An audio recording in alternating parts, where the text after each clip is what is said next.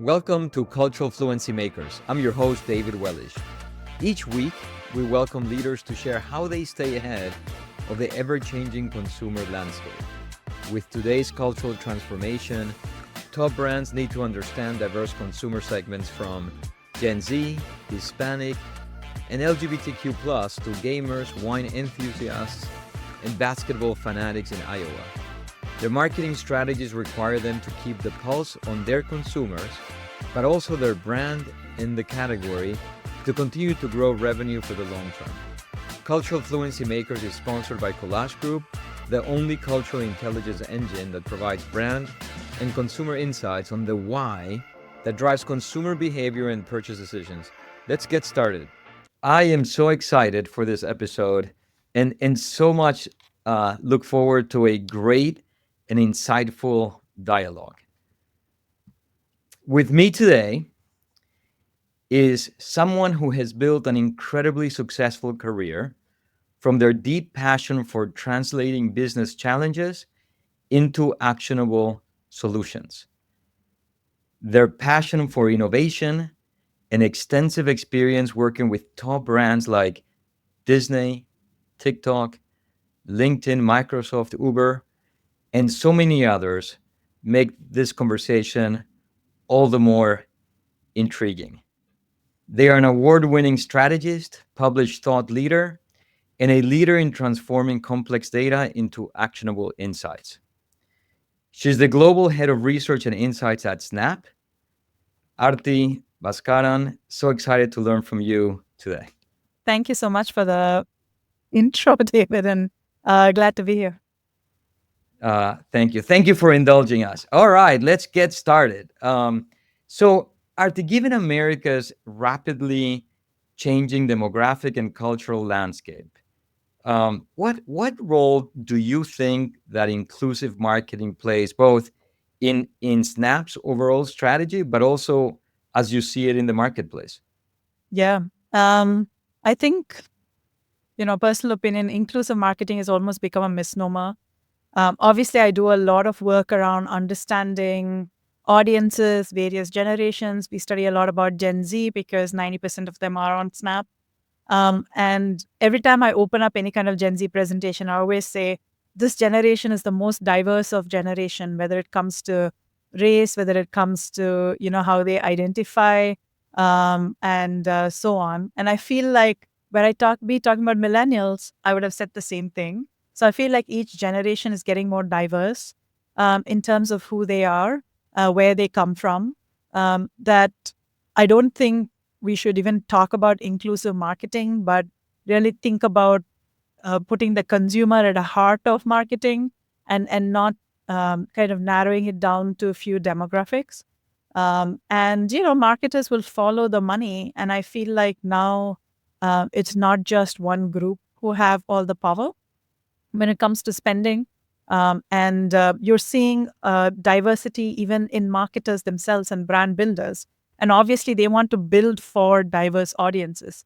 So I think any brand that is thinking of inclusive marketing is probably getting it wrong, but rather they should be talking about marketing for the brand they want to build and the audience that they want to go after, who come together for a similar value, right? Who are coming together for a similar need.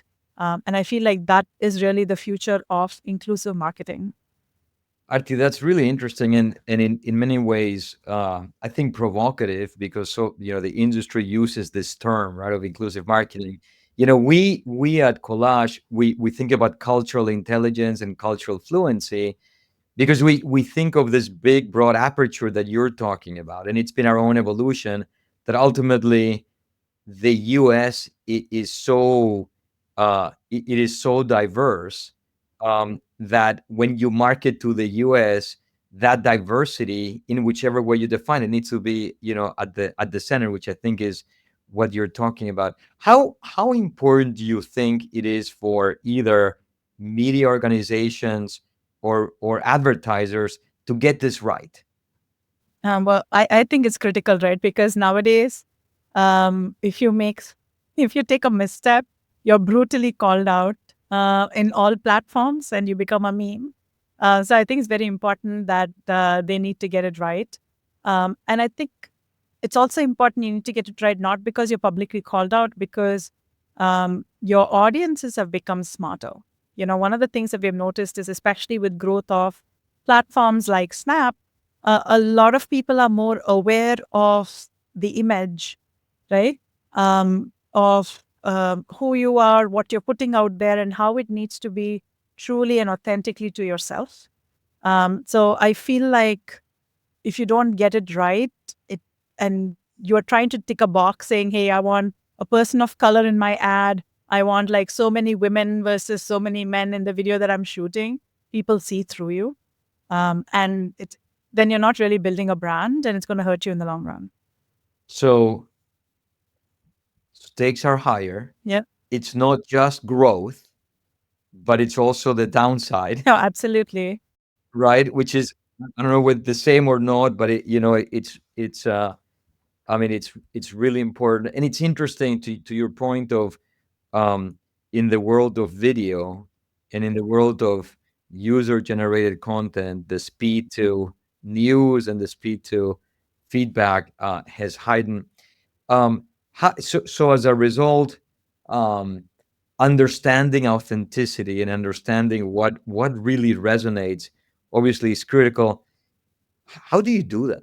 Like how do you do that in a given the diversity of consumers that we just talked about? Yeah, I mean that's like the $1 billion question. And I think at least the work that we have done, and some of it is also my past experience, having worked outside of the US and other markets as well, whether it's like Canada, your friendly neighbors, culturally quite different, and to many markets in Asia.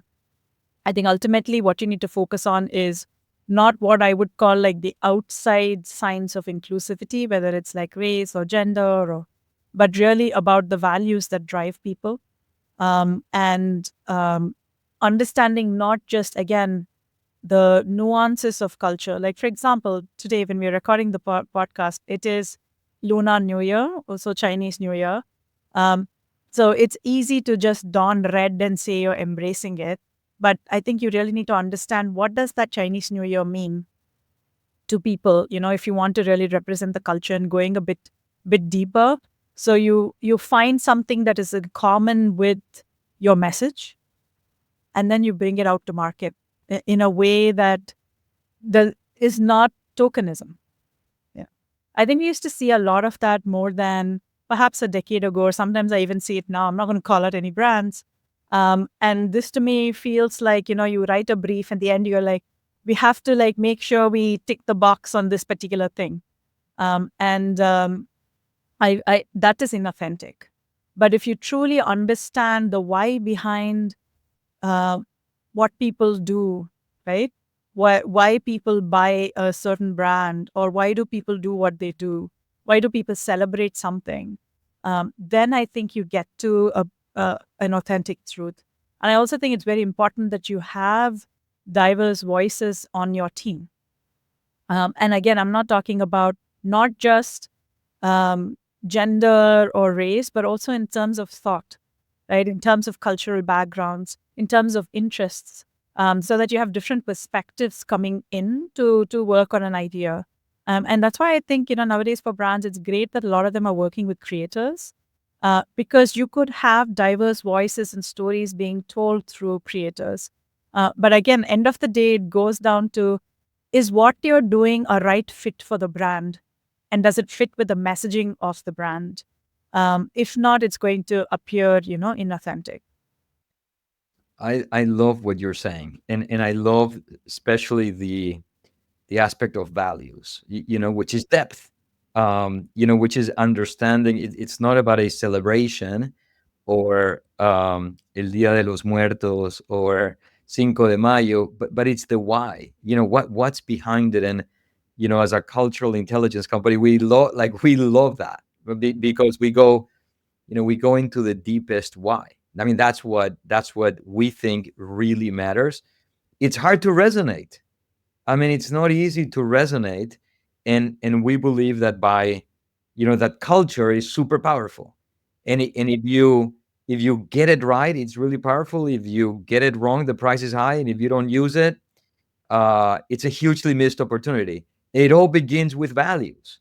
I mean, that's really where it all begins. Yeah, I mean, just to add on, like I told you, we do a lot of work around Gen Z, and one of the values that comes up for Gen Z is they're very much concerned about inclusivity.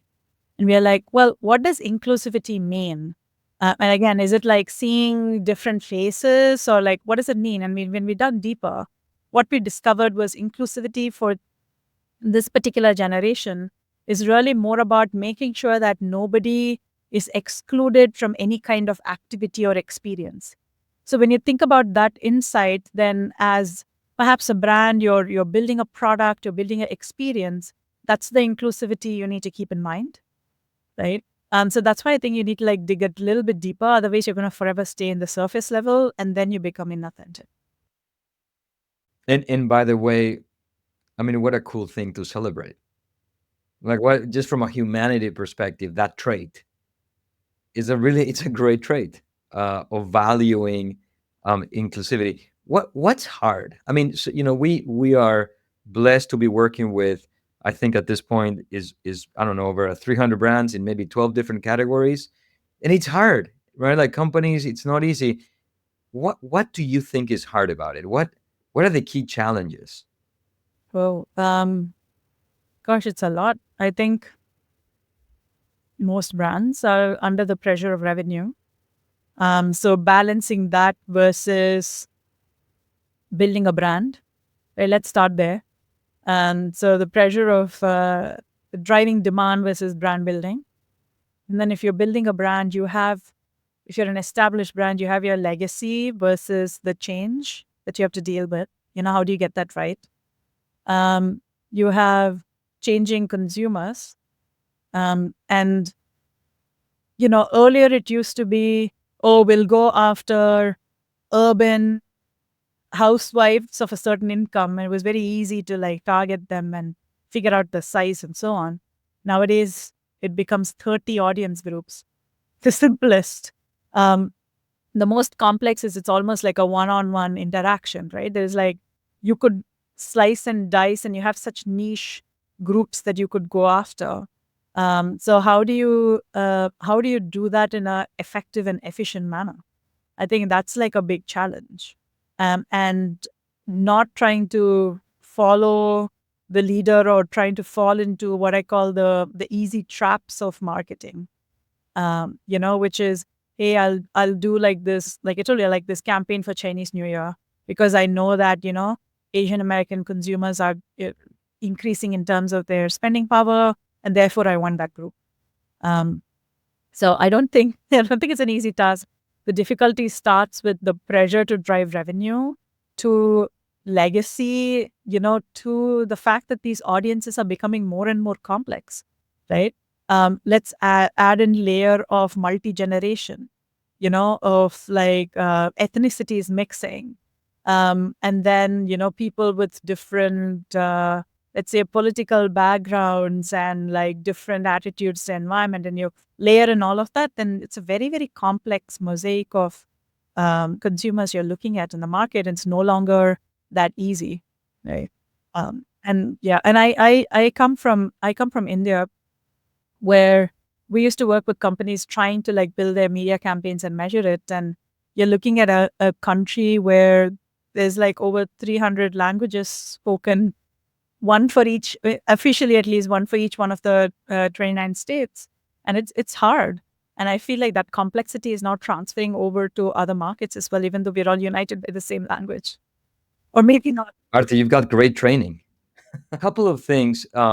We have also found that when you resonate deeply with one segment, it transcends that segment, and we call that halo effect, which is very helpful from an ROI perspective. And the other thing that I liked that you said was it all begins with the brand. Like you begin with who you are, and so first understand deeply your core customer, and then you have to understand who's next.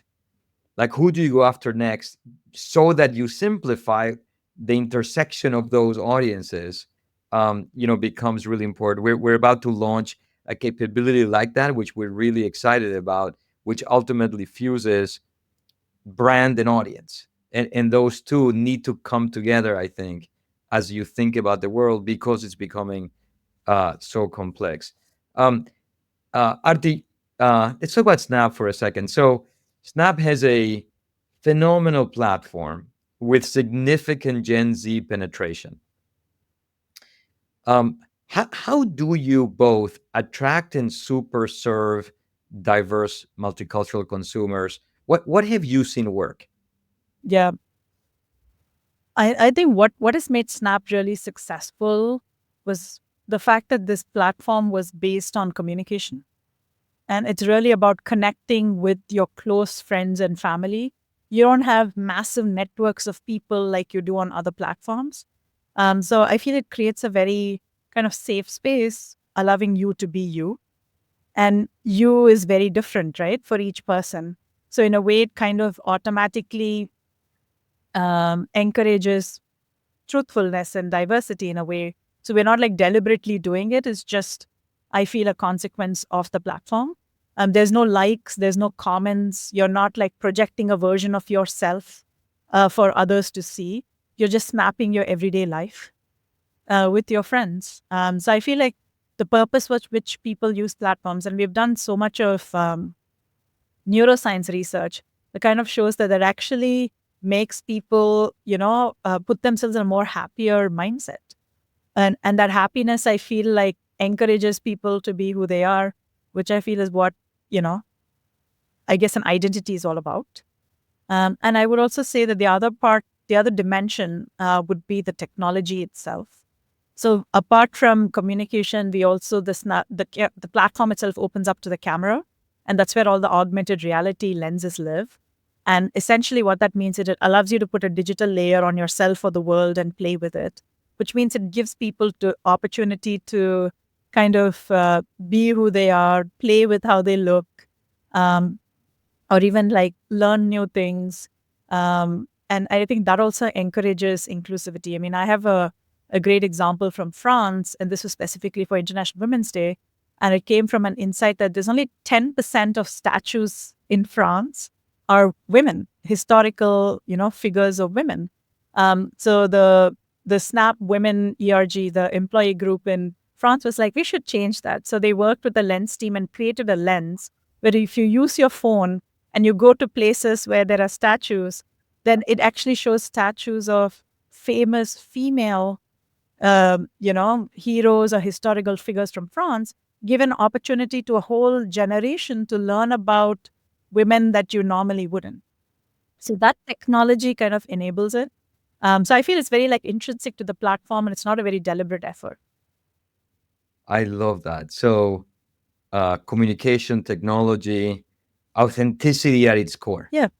Right? Like authenticity. And the And I safe love it. space that Snap creates, because it's really about friends and family, where Yeah. you can be who you are.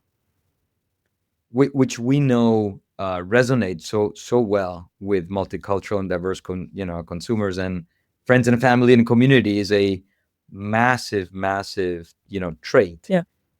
in these communities. I love that. And so therefore you believe that the broad-based value proposition of the Snap platform leads and aligns very well with multicultural and diverse consumers. Is there anything beyond that that the company has done in order to attract and super serve? Yeah. And this is not just from, the user perspective as well. And here I'm quoting our diversity report, which by the way is available online for anybody to read. But we actually hold like annual DEI Innovation Summit, because I think it's very important that even the products that are built through lenses of, diverse audiences. Otherwise, you're going to have like same people building the same product, right? So we actually hold an innovation summit um, Mm. where we ask speakers from different companies to kind of share what's the best practice, and have like thought-provoking discussions on diversity and tech. And the other side of the business is creators, and we actually have something called the 523 School, where we target like underrepresented creators on the platform, or generally, whether it's African American, soon hopefully we'll launch um, AAPI or Hispanic creators, and give them the tools, the tips, the access to be able to create and build the platform. Because often I feel like that is also what prevents a lot of diverse creators to kind of build their business up. So I feel like those are efforts beyond just acquisition that Snap's Yep. doing to make sure that it's a well represented platform. That's wonderful. Those are great examples. Thank you. So, I have the honor of moderating, and 2024 was a big year for me. Many CMO roundtables, and when we asked the question, how important is it for them and their brands to be culturally relevant to win consumers' hearts and minds? The answer is crucial, right? Literally everybody goes cultural relevance, cultural fluency, sweet spot, center stage for us. How do you define, Arti, cultural relevance, and how do you think you become one in the marketplace? Oh, this is like a loaded question because I feel like it can mean different things to different people. But what my personal take on cultural relevance is you are in the now, and it's not like a deliberate insertion. I feel a lot of brands today kind of tend to play on certain trends in the market. It's always not a good fit. So cultural relevance is, I think of somebody or something automatically because you're kind of building it up over time. And sometimes it's just like right place, right time, and then magic happens. Um, and I feel that also comes from constantly updating who you are. And that's like, I feel, a constant balance between having values that don't change, but the way you exhibit the values changes, right? So you could be, the brand that's always been conscious about treating their employees right, which by the way is very important for Gen Z, or ethical sourcing. But the way you talk about it is now changing because people can easily, search, ask an AI. There's an app that they can scan that tells you where ingredients are coming from. So if it's not, the way of communicating has to change. So that to me is like cultural relevance. So having value, but the way you talk about it is more up to date in the way people talk about things. And even like using new technologies to perhaps land the message as well. Um, I have a good example of FIFA because Women's World Cup is increasing. Women's sports in general, right, is increasing. But what FIFA did was just to get more people engaged, but not to insert itself deliberately, if you will, in conversation. They had like this AR activation, which I really like, which had a range of lenses with the players like outfit that you could try on, or you open up the lens, it'll actually show you different players and you get to learn more about them. So it's a way to like get onto the culturally relevant messaging of women's sports and popularity, but do it in a way that is natural to people as they're using their lenses as they would on the app. Gosh, those are really great, rich examples and theories, and I love this sort of uh, values. You're grounded on values that don't change as much, but the expression maybe of those values, you need to be in culture, and that may change. Which obviously for me, I as an insights company, I go, great. Well, how do people know? If culture is in the now, Yeah. how do you plan for the now? Which is obviously a not an easy task. So moving on, Arti, so much is happening in the DI space, and especially in the last week, given the political world.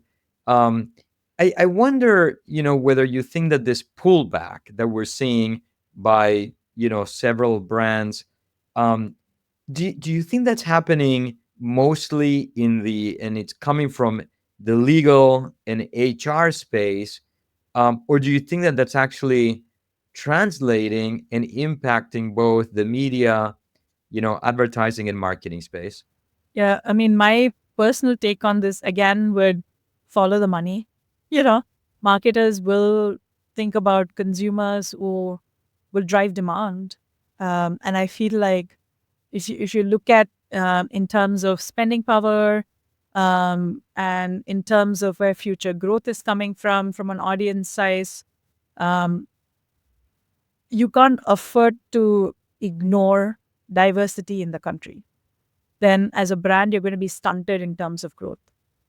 Like, it's unfortunate what's happening otherwise in companies, but I feel like that we haven't seen it. I haven't seen it in media, and I don't think it would in marketing, simply because diverse audiences have kind of become a force to reckon with, right? In terms of what they buy and how much they can buy, and that's where the show them the money and the people will follow. Yeah, I mean, it's fascinating just to see the impact. And by the way, the impact on all sides. It's interesting on all segments. Yeah. Not just one. And then the last business question that I have here is how could we do this and not talk about AI? So what do you see for, I guess, what is Snap doing in the AI space, and how does it relate to actually to research Hmm. and the research world? How do you see it evolving?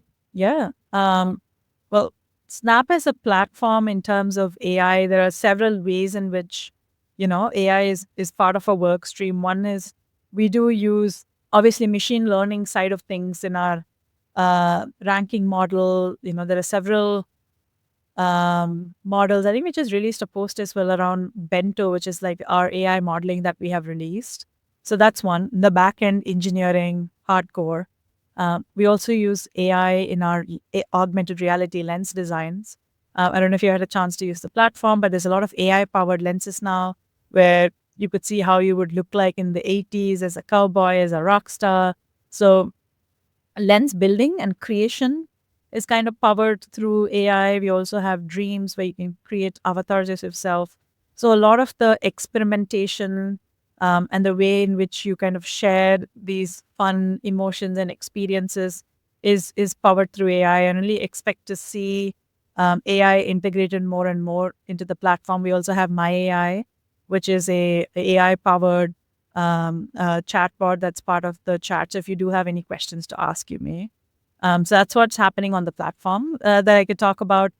In terms of research, I feel like it's already started to get disrupted with AI. I can see the benefits of AI in some of the things we do, right? It's like fast transcription analysis, which we used to spend a lot of time when we were doing qualitative research, do it in a human sense, or even moderation to some extent, or synthesizing a lot of data points, and so on. So I see a lot of benefits in AI in speeding up what we do.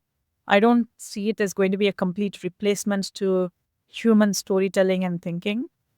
Um, I not worry. I'm a bit skeptical about like synthetic samples or AI replacing actual response from consumer, because it's a purpose with which we do research to get to human truth, and I need humans to tell me the truth, not AI. And I know there's like a lot of AI based, research firms just starting up just when there's any new technology. I think time will tell who survives, who doesn't. But I feel it still needs to be on a foundation of strong research principles, on asking the right question to the right people in the right way. But I feel a lot of process. I think research is going to get more efficient.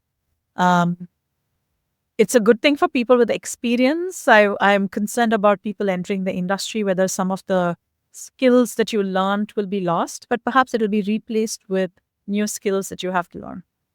Very, very insightful. Thank you. We are exploring at the center of exploring AI as a way for our clients to interact with our proprietary data um, directly, and we think that's a very strong use case because currently we have massive amounts of data that our clients, either we do for our clients or our clients do for themselves, But I think there's a layer of analysis and processing that will become more efficient. But it is a fascinating world that we're living in. Okay, so this first part was we learning from you, and thank you so much for sharing such great kernels of insight. Let's spend a little bit of time learning more about you. And so, a couple of questions there are what what inspires you? You know, I love your background, and you spent so much time uh, in different countries globally. What inspires you? What motivates you? Oh my God. Such a wide-reaching question. I think, like career-wise, I would say what inspires me or motivates me is the art of storytelling. Of I almost think of it as like solving puzzles. There's like, a trend here, a data there, a gap here you need to fill, bringing it all together um, to solve a problem, or that when you get that aha moment and like, okay, this is going to like change the way people are going to think from now on or do things from now on. Um, that is one part of my inspiration. The other part is because of that, no 2 days are alike. I've worked with so many different advertisers solving so many different business problems over my years in the industry. And I still do. I still feel like I'm learning and I'm doing something net new every other day, and that's what keeps me going. That's great. So learning, we love to learn, Yeah, right? Never, if you're learning, never dull. researcher at heart. I love that. Love that. So if this is for the audience, especially the younger folks, if you could travel back in time Yeah. and give your 20-year-old self advice, what would that be? What would Um, you say? 20-year-old me, I will tell her to negotiate better, especially when it comes to salary. I've done like so many missteps, or been like worried to ask for what I'm worth, and tell her that she's worth as much as she thinks she is, and to say yes more when it comes to opportunities. Um, I think it's okay to like be afraid of failure, but that shouldn't prevent you from saying yes. So say yes more and negotiate for your worth is what I'll tell her. Love it. Love it. I'm sure there's so many people that can learn and take that to heart. The last question is, what do you I know for you and for me and for so many of us, work plays a really important role. What do you do for fun outside of work? Well, one of my passions is traveling. I try to get in as many trips as possible in a year, and I love like the anticipation of selecting a destination and reading up about it, planning what to do. And I think traveling it allows me to experience different cultures, see how things are, and also get lost in a different world for a little while. It doesn't happen on a weekly basis, but traveling is like a big passion of mine. And day to day, I try to like learn a new skill or try something new every quarter, whether it's a dance class or a friend of mine introduced to archery. I'm not expert at it, but at least I'm trying something new. You know, as a as a Latin American immigrant as well, I share your passion for travel. It really is. There's magic. There's magic in that, and there's magic in interacting and learning in ways that are different from our own. Arti, that brings us to the end. I so appreciate your time, and you've been so generous with your knowledge and sharing your knowledge and lessons learned and experience. And so, much gratitude. Thank you very much for giving us your time. Of course, thank you so much for having me. That's a wrap on another episode of Cultural Fluency Makers. Thank you for joining us. Please share your comments and what you would like to hear more about. Be as specific as possible. For show notes and more, please visit culturalfluencymakers.com. This show is proudly sponsored by Collage Group, unleashing the power of cultural intelligence to fuel brand growth. Please follow Collage Group on LinkedIn, and we will see you next week.